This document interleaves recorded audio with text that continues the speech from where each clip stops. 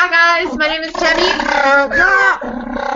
Sorry, I haven't been with my penguins for a week because I've been away in another part of my country. I've just flown back a few hours ago, so you can see that she's very excited that I'm here. She's making a huge fuss and making lots of noise. This is Stubby. I know this lesson's about Norbert, but Norbert was like, he was in such a bad mood. I went to go get him, and he was just like, you know what, I don't feel like sitting on your lap today and talking to people.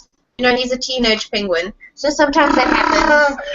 Yeah, I know. Yes, I know. So sometimes that happens. So let's just have Stubby here with us. So Stubby is an endangered African penguin. You can see her here. She is gorgeous. You'll see Stubby has spots on her tummy, and that she's black on the back, white on the front. You'll also see she's got very, very big feet and very, very short legs. But she is lovely. And Stubby actually, Stubby actually lives with us here at SANCCOB because of a flipper injury. So if you take a look at Stubby's flippers, you'll see they're kind of short. They kind of just cut off. So she lives here because her flippers are about 5 centimeters too short. Which means she really struggles to swim nice and fast, and that's a problem because penguins have to be able to swim fast to catch fish and swim away from their predators and things like that. So she's one of the 39 penguins that lives with us. Anyway, so I'm sure a lot of you guys could probably sit here watching Stubby getting her tickles and all that all day. I certainly could do it all day, but we are here to learn. And we're here today to actually learn about Norbert and why he lives at the center. So to do this, I'm going to have to share my screen with you.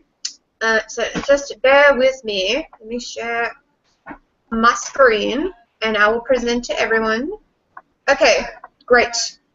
So you should all be able to see my screen. There should be a picture of like this huge pelican. Let me just open my thing here. Okay, great. So can I just get a thumbs up if everyone can see the slideshow?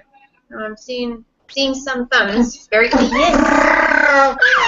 Sorry, if she makes a noise, just ignore her. She's being very rude. Anyway, so we're here today to meet Norbert and learn about the penguin eye. So, I am Norbert, and I am an endangered African penguin. Now, if an animal is endangered, it means there aren't a lot of that type of animal left in the wild. So there aren't a lot of African penguins like Norbert. And in fact, in my country, there are just under 50,000 of them. Now, that sounds like a big number, but there actually used to be over 4 million African penguins just about 70, 80 years ago. So a lot of them have died in a very short space of time. Norbert lives at SANCCOB in Cape Town, South Africa. SANCCOB is the name of the animal hospital where I work. It stands for the Southern African Foundation for the Conservation of Coastal Birds. Oh, my word. Sorry. So what she said, it's the Southern African Foundation for the Conservation of Coastal Birds. We're found in Cape Town, South Africa. And lastly, Norbert wants to tell you that I am a blue. Now, African penguins have different names based on how old they are. When they're very fluffy and cute and small, we call them chicks. Then once they lose this fluff, they get this kind of bluey shine to their feathers, and we call them blues. Then when they turn 1, their feathers go brown, and we call them juveniles. And when they're about 2 years old, they're black and white. They get their little tuxedo with the pink around their eye, and we call them adults. Now, Norbert lives at SANCCOB because of an eye injury. During his stay at the hospital, he was actually pecked by another chick in his eye, and this has damaged his eyesight. Norbert is completely blind in his one eye. This means he cannot see anything out of the one eye. And we're here today to learn, why would that be such a big deal? Because people can become blind, or there are other types of animals that can become blind, but it's not to the point that they need to stay. Shush, man.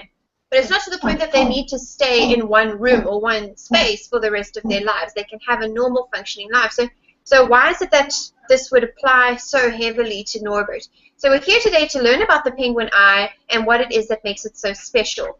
I've decided to just put this into some facts for us, nice and easy. The first fact being that the penguin eyelid is mobile, the lower more so than the upper.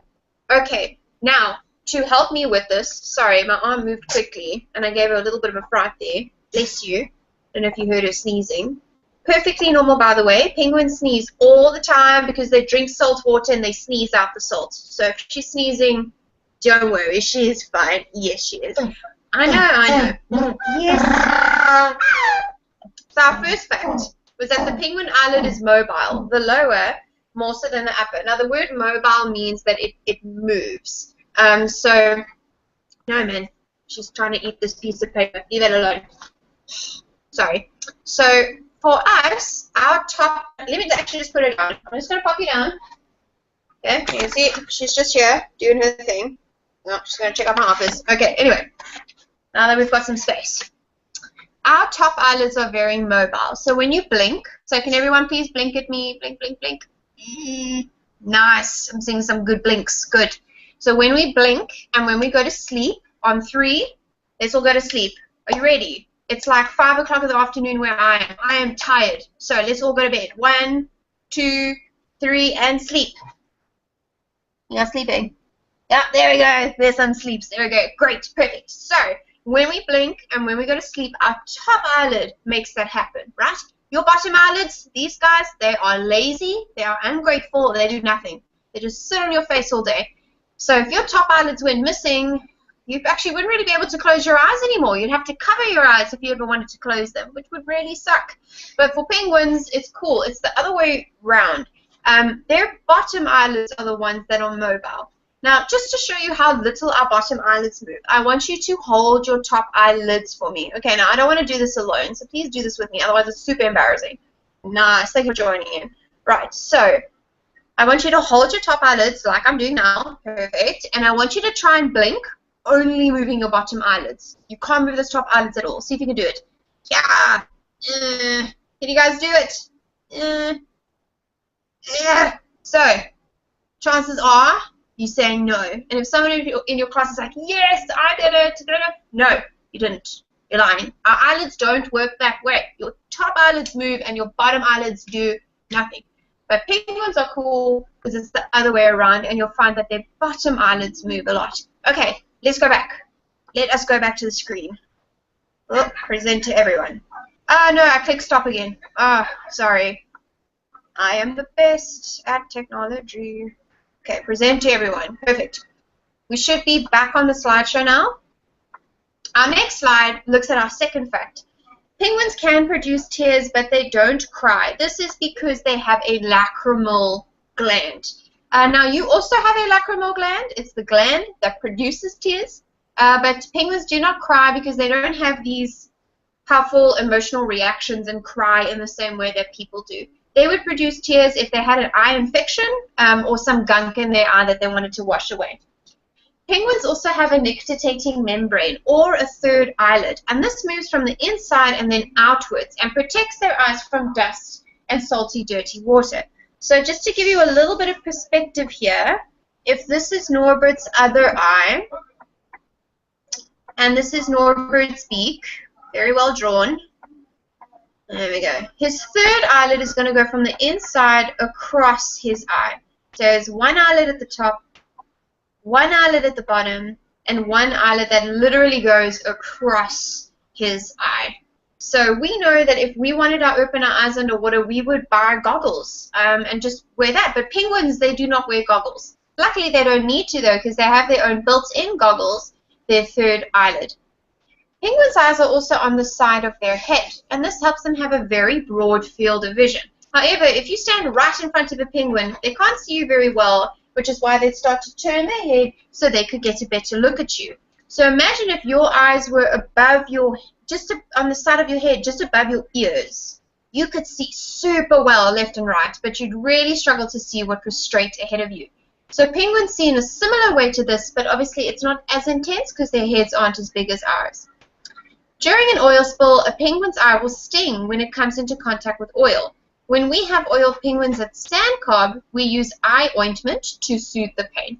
Now, SANCCOB is an oil spill specialist. We're one of the top 10 oil spill responders in the world, and I want to show you a video now of some penguins that came in oiled last year that we assisted. Now, remember, we're talking about the penguin eye, so I want you to look at how they're turning their head to get a better look at you, how we're putting medicine around the eye so the oil doesn't sting, how they blink with their bottom eyelid, and how they have a third eyelid that goes across the eye.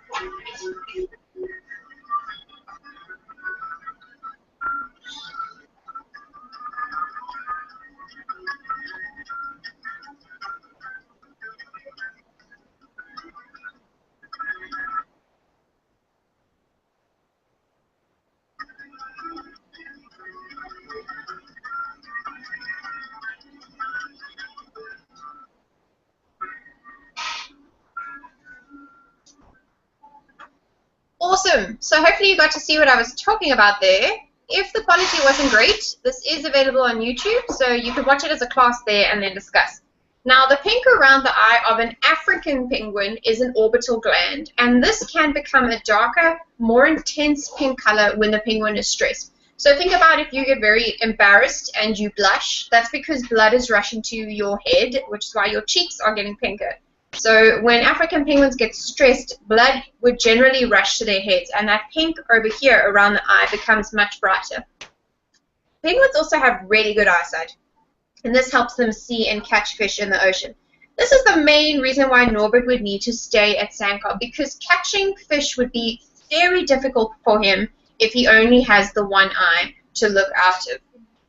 Something else that helps penguins in the wild is that they can see in color.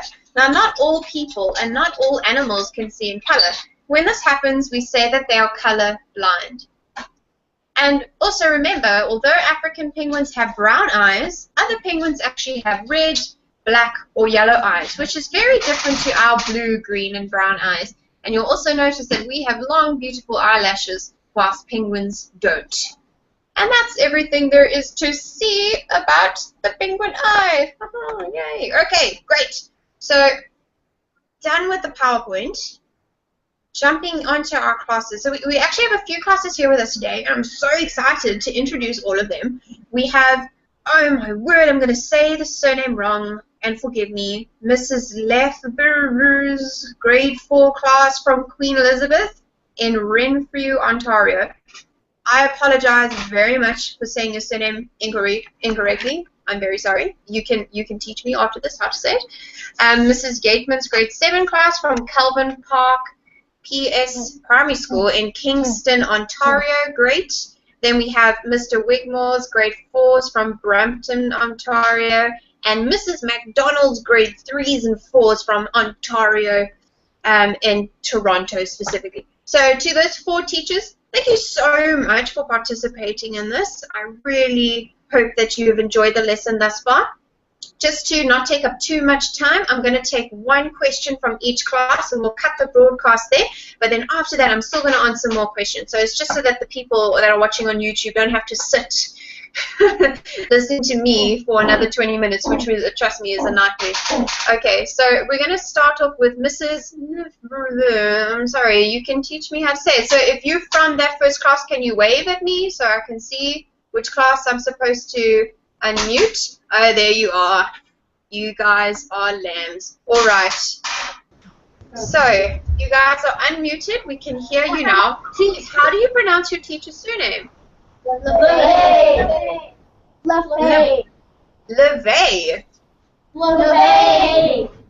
Oh my! Well, you guys are very clever. It would take me the whole year to get that right. So well done. Okay, so from the class, does anyone have any questions for me about the lesson, or maybe you just stop sneezing on me, or maybe you just want to ask a question about penguins in general or something like that? You are welcome. Go ahead and ask. Say hi, I'm Dawson. Hi, I'm Dawson, and I'm wondering how many types of species of penguins there is.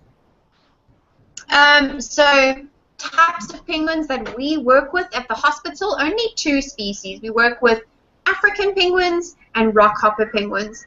We have seen other types of penguins before, but they live so far away from us. So if they wind up by our hospital, they're very lost and they're very far from home. But actually, there are 18 types of penguins, so there are lots of different penguins to see in the world. That is a wonderful question. Thank you so much. Right, so we're going to jump onto a question from Mrs. Yateman's grade 7s. So I'm going to unmute you guys. Hi. Oh, there we go. That's a nice wave. Thanks, guys. So does anyone there have a... Oh, that was loud. You are so rude. She's very rude, I'm sorry. So from Mrs. Yateman's class, does someone have a question for me? Yeah, so our question was, what environment typically do you find the most injured penguins? In what environment would we find the most injured penguins? Okay, so you'll find that African penguins will tend to stay within the same type of environment because that is where they survive, you know? So you wouldn't really find African penguins like living in a city because, you know, they're not super close to the sea, or there's lots of cars, or, you know, there would be problems for them. So I can tell you where most of our penguins come from. Most of our penguins come from 2 colonies. Oh, bless you. I'm sorry, you've got a cold. Yeah. Sorry. So most of our penguins come from 2 colonies near my city, Boulders Beach and Stony Point. The penguins that come to us from Boulders Beach, generally they are coming in because they are making nests in people's gardens. So Boulders Beach is like this, it's like a little beach, and then across the road there are lots of houses, and the penguins have started going into people's gardens and living there, which is not super safe for them. So a lot of the penguins that are coming from there are coming in because they're being attacked by their pets, like cats or dogs, or they're in their gardens and laying their eggs there, which isn't super safe for them to raise chicks in that environment. The penguins that are coming from Stony Point, those are mostly penguins that are being, or chicks that are being abandoned due to molting problems and parasite problems that you'll find in the area. So every year an African penguin will lose all of its feathers. Perfect, they're meant to do that. But if they start to lose their feathers while they have a baby penguin, they can't go into the ocean to catch fish to feed the chick. So the chick is abandoned and left to starve to death. So we see hundreds, like literally hundreds of chicks that come from that colony because parents are molting too soon. So I don't think it has so much to do with the environment. I think that there are more other cases that would impact it.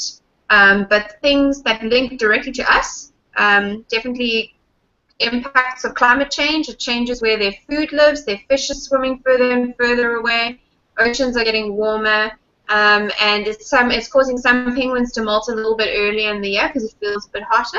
And then plastic pollution. So not necessarily penguins swallowing plastic, but definitely getting caught in nets and fishing lines. That is a wonderful question. Thank you. And thank you for bearing with me and my super long answer. You are a champion. All right. Then we're going to have a question from Mr. Wigmore's grade 4s. I hope I'm saying that right. It's not like Wigmore or something. Looks like Wigmore to me. So does someone have a question there for me? Yeah. All right, Eric, what's your question? My question is, what is the worst injury you've had to deal with a penguin?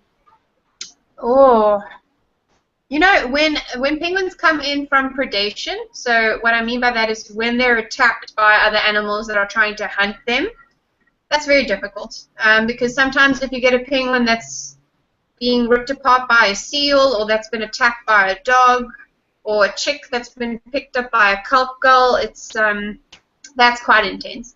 But that is nature, and that is normal. But things that I get irritated, bad cases that we have that relate to things that people do, we have penguins that have come in that have swallowed fishing lines, you know, and we've had a few cases where we've needed to pull hooks out of penguin stomachs, and the fishing line is still attached to them, which is really very scary for the poor penguin involved. And unfortunately, we have had penguins that have been shot with like pellet guns or BB guns by people, or penguins that have been knocked over by cars, which is very frustrating. But I'd say the worst injuries would be when another animal has tried to hunt them. And then also oil spill. When penguins do come in from an oil spill, sometimes it's not that bad, but sometimes when they're just covered from top to bottom with oil. It's very upsetting to see, and it takes a lot of work to get them right again. But we normally do. So, yeah. Thank you. That is a lovely question. And then we're going to take one more question and cut the broadcast from there, from Mrs. McDonald's class. So, hi, guys. Do you have a question for me?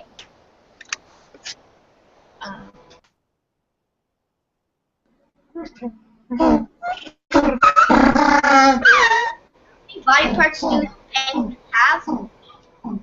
Can you say it again? Sorry, she's so noisy. She's screaming in my ear.